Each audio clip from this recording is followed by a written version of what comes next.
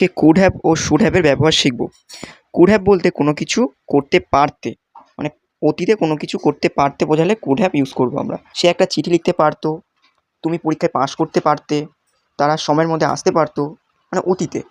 এর স্ট্রাকচারটা কী হবে? Subject plus could have plus ভার্বের থার্ড ফর্ম। ভার্বের থার্ড ফর্মটা অবশ্যই দিতে হবে, ঠিক আছে?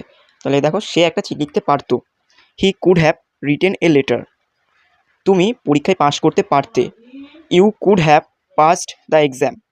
তারা সময়ের মধ্যে আসতে পারতো, they could have come on time. Should have হবে কোনো কিছু করা উচিত ছিল, মানে অতীতে, পাস্ট টেন্সে।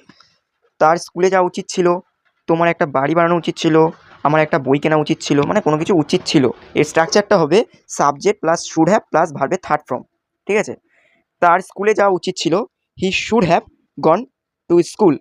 তোমার একটা বাড়ি বানানো উচিত ছিল, you should have made a house. আমার একটা বই কেনা উচিত ছিল, I should have bought a book. ঠিক আছে? যদি এগুলো বুঝে থাকো, অবশ্যই আমি এক্সারসাইজগুলো দিচ্ছি, অবশ্যই এগুলো করো, নাহলে এক্ষুনি ভুলে যাবে।